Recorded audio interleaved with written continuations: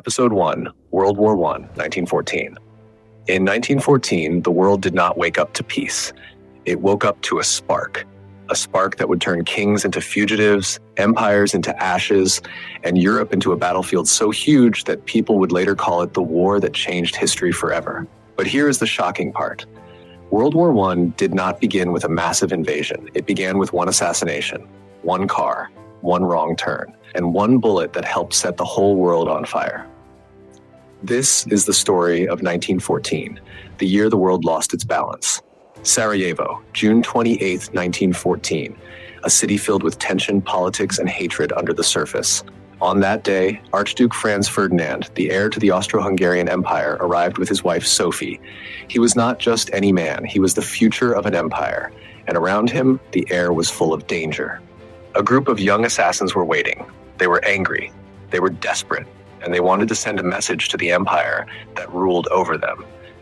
At first, things seemed calm, too calm. Then suddenly, a bomb was thrown at the Archduke's car. But the bomb missed its target. The Archduke survived. It looked like the danger was over. But history had one more twist. Later that same day, because of a wrong route and a simple mistake, the Archduke's driver stopped the car in the wrong place, and there, standing almost like destiny itself, was Gavrilo Princip, a young assassin, a young nationalist, a young man with a gun, one moment, one shot, and Franz Ferdinand was dead. That bullet did not just kill a man, it killed peace. Because in 1914, Europe was not a peaceful continent. It was a continent sitting on top of a volcano.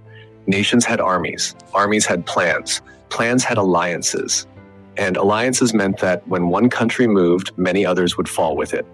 Austria-Hungary blamed Serbia. Serbia was protected by Russia.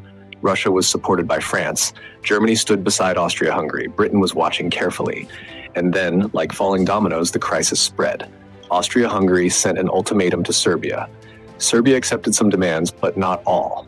That was enough for war.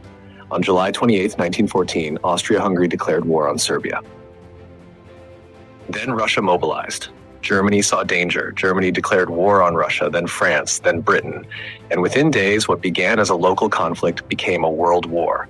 This was the terrifying power of alliances. One spark, one chain reaction, one entire continent pulled into war. But war on paper is never the same as war in reality.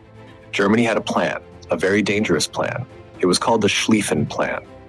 The idea was simple: strike France quickly through Belgium, defeat France fast, then turn east toward Russia. Fast war, clean war, victory war. At least that was the dream. But war rarely follows dreams. Germany invaded Belgium. That move shocked the world. Britain had guaranteed Belgian neutrality, and now it had a reason to enter the war. The conflict was no longer just about Serbia. It was about power. It was about survival. It was about Europe tearing itself apart. And as the armies moved, something new began to appear on the battlefield. The age of old-style war was dying. The age of industrial war had begun. Machine guns, heavy artillery, railways, mass armies, new technology, and new levels of death. In 1914, soldiers marched into war believing it would be short. They believed they would be home by Christmas. They believed glory was waiting. They believed the future would be quick and simple. They were wrong. Very wrong. Because by the end of 1914, the battlefield had changed completely.